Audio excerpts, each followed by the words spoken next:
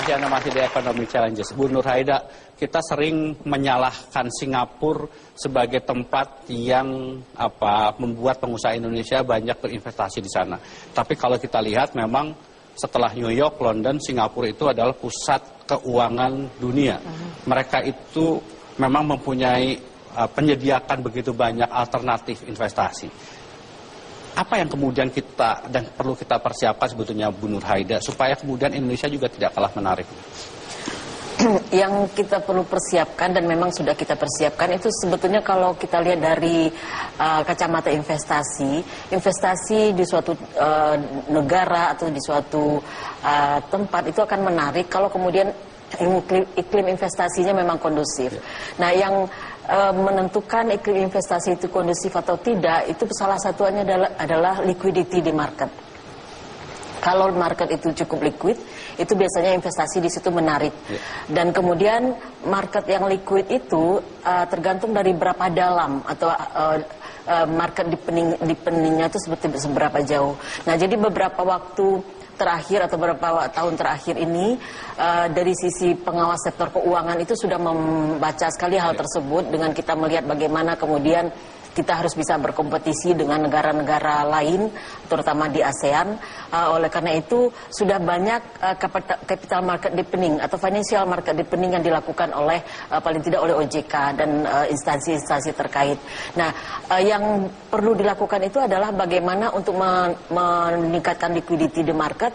Itu sangat tergantung dari supply yang tersedia di market, kemudian demand yang ada di market, permintaan dari market, kemudian infrastruktur yang bisa mempertemukan supply dan demand ini, kemudian yang tidak kalah penting tentunya governance, dan kemudian bagaimana dilakukan pengawasan. Nah, dalam rangka repatriasi atau tax amnesty ini, kita bisa mengatakan bahwa demand-nya ada nih sekarang, karena dana-dana yang masuk itu akan banyak. Didorong terus ya Bu ya? Didorong terus dan akan banyak.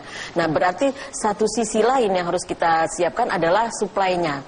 Oleh karena itu banyak hal yang sudah dilakukan oleh OJK dalam hal ini untuk kemudian supply ini bisa meningkat. Nah, tadi sekali supply yang ada ini adalah berupa instrumen investasi, apakah saham, obligasi dan lain-lain. Ada kemudahan untuk saham misalnya Bu, untuk IPO? Kemudahan sekarang IPO ini kita permudah. Salah satunya banyak sekali ketentuan yang kita pangkas dalam artian disederhanakan prosesnya. Kemudian proses untuk memberikan atau masuknya saham ini ke market itu juga dipercepat, dan kemudian beberapa hal lain yang kita lakukan juga misalnya dengan membentuk tim, kita sudah siapkan tim sehingga kemudian proses ini bisa cepat. Nah, kita berharap bahwa pada saat dana repatriasi ini betul-betul masuk dengan jumlah besar, produk yang ada di market ini sudah tersedia. Dan itu kalau kita lihat dari sekarang misalnya untuk saham saja, sebetulnya potensi saham untuk masuk di tahun 2016 dan 2017 ke market kita cukup waktunya Bu? Cukup, saya rasa cukup, karena kalau kita bicara sampai tahun 3 bulan ini sudah ada beberapa kita bandingkan dengan dana repatriasi yang ada. Jadi kalau kita bicara dana repatriasi kemudian sampai Desember bahkan sampai Maret 2017 itu kemungkinan akan ada penambahan saham di market kita sekitar 140 triliun, dan itu bisa menampung, itu baru cerita saham. Kemudian struktur ataupun instrumen-instrumen lain juga sudah disiapkan. Ada salah satu yang menarik misalnya sebagai contoh tadi dibandingkan bagaimana di Singapura bisa menarik. Salah satu yang di Indonesia itu sebetulnya potensinya atau propertinya ada di Indonesia, tapi DIRE-nya atau rates-nya diadakan di Singapura. Itu banyak sekali properti Indonesia yang di-rates-kan di Singapura. Nah, ini bagus sekali sekarang pemerintah memberikan kemudahan atau keringanan perpajakannya.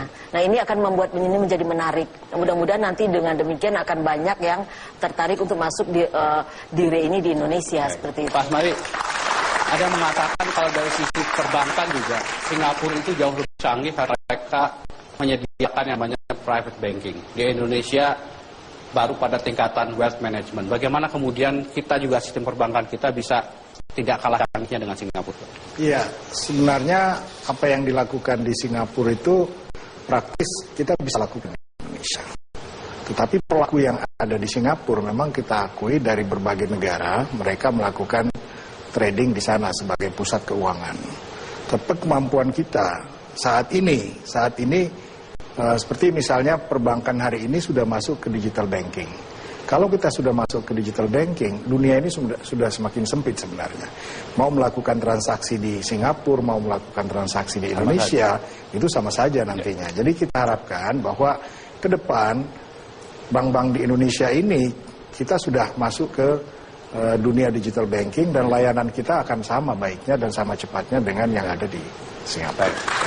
Nanti kita akan di segmen terakhir kita coba bahas kira-kira apa yang perlu kita lakukan lagi, termasuk juga dari Ditjen Pajak, apa hal-hal yang mendesak yang menjadi PR kita dalam jangka waktu 3 bulan ini, supaya kemudian kita bisa meningkatkan kesejahteraan kita bersama. Kita harus jeda terlebih dahulu, yang mana-mana tetap pada ekonomi Kamis.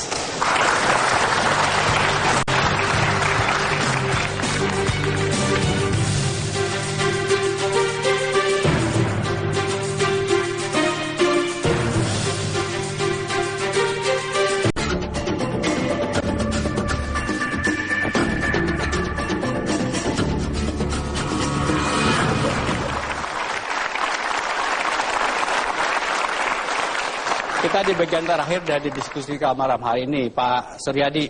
Kalau kita lihat kemarin antusiasme orang ikut amnesti pajak, memang ekonomi Indonesia itu luar biasa. Ditjen Pajak menyatakan bahwa uang yang ada dan disimpan di rumah maupun dalam deposito itu tidak kurang dari 150 triliun. Dan sebetulnya dikatakan orang super kaya Indonesia itu ada sekitar 2%. Itu kan artinya ada 5 juta. Yang ikut kemarin tidak lebih dari 500 ribu. Apa sebetulnya yang diharapkan oleh teman-teman dunia usaha untuk kemudian membuat Indonesia tidak kalah menariknya dengan Singapura? Kalau kami lihat ya, Indonesia ini sementara ini adalah satu negara yang orang melihat untuk investasi. Namun memang kalau sejujurnya dikatakan, ya, yang kenapa mereka masih ada yang declare di luar negeri, mereka menantikan mengenai soal kepastian hukum. Kepastian hukum itu penting sekali dan mereka juga melihat opportunity. Ya, kalau anak kata bagus, mereka pasti akan datang semua. Kalau bisnis mah gampang, Pak. Ya, begitu ada satu bisnis ya yang bisa menguntungkan, orang dagang dari mana juga akan datang sendiri itu uang. Supaya biar bagus, apa yang harus dilakukan, Pak? Ya, yang dilakukan tentu dari pemerintah. Yang pertama adalah kepastian hukum. Ya, jangan merubah-rubah mengenai peraturan-peraturan yang terlalu banyak, membingungkan pengusaha. Itu salah satu. Yang kedua tentu keamanan. Ya, yang ketiga tentu kalau kita lihat izin-izin dan sebagainya. Itu sangat penting sekali bagi kita pengusaha. Baik. Pak Hestu, apa yang bisa disampaikan oleh teman-teman Ditjen Pajak supaya kemudian amnesti pajak itu bisa lebih berhasil dan betul-betul bisa menopang sisi penerimaan kita untuk tahun 2016? Ya, baik. Jadi memang tadi kita sampaikan bahwa masih begitu banyak wajib pajak atau masyarakat Indonesia ini yang belum memanfaatkan amnesti pajak. Baru sekitar 400 ribu dan ada jutaan potensi yang kita miliki. Tentunya kita berharap bahwa semuanya bisa memanfaatkan sebagaimana yang 400 ribu tadi. Kami akan lakukan terus sosialisasi dan kita sangat responsif. Ada masalah kita coba atasi, ada masukan mengenai ketentuan, regulasi, pemerintah sangat responsif, segera. Demikian juga misalnya kita bicara UKM yang jutaan mungkin nanti. Kita sudah punya skema. Yang pertama adalah kemudahan. Wajib pajak yang peredaran usahanya kurang dari 4,8 miliar, mereka boleh melakukan amnesti, menyampaikan SPH secara kolektif melalui asosiasinya. Kemudian kami akan bekerja sama dengan asosiasi untuk melakukan bimbingan teknis. Jadi berkumpullah UKM berapa gitu, kita datang untuk memberikan bimbingan teknis bagaimana mengikuti amnesti. Nah itu yang kami akan lakukan. Itu yang dari sisi UKM. Dari yang sisi wajib pajak besar, tentunya potensinya juga masih besar. Karena deklarasi asetnya juga, repatriasi tadi juga masih belum sesuai dengan harapan. Nah ini yang akan terus kita lakukan dan kami tentunya berharap masyarakat wajib pajak pun bisa merespon dengan baik hal semacam itu. Baik. Pak Asmawi, kalau dari sisi teman-teman di sektor perbankan sendiri, apa yang diharapkan ke depan supaya kemudian bisa mendapatkan manfaat dari amnesti pajak dan bahkan itu hanya sekedar sebagai katalisator untuk menggerakkan ekonomi kita yang lebih besar lagi? Iya, yang pertama saya melihat ada optimisme. Tadi disampaikan khusus UMKM. Di BRI ini kemarin teks amnesti yang kita lakukan dari 38.800 38.900 yang melakukan tebusan di Bank Rakyat Indonesia, itu kira-kira 28.000 itu UMKM. Hanya 3.000-an yang non-UMKM. BRI hari ini memiliki nasabah kira-kira 15 juta orang. Itu optimisme kita. Optimisme yang kedua yang kita harapkan adalah dengan adanya tax amnesty ini akan memberikan kemudahan bagi para pengusaha yang selama ini mungkin tidak berani akses ke perbankan, mereka bisa melakukan karena mereka sudah merasa bisa melakukan akses ke perbankan. Harapan kita tentunya yang ketiga, tadi optimisme saya yang ketiga adalah dari 29 triliun yang deklarasi yang ada dari luar negeri, itu bisa taruhlah seperempatnya mereka menjual aset kembalikan ke Indonesia. Ini juga luar biasa besarnya.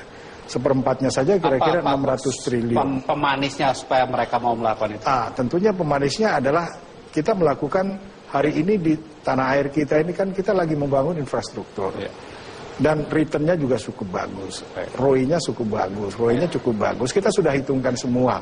Kita ada migas, ada infrastruktur jalan, jembatan, kemudian ada airport, kemudian ada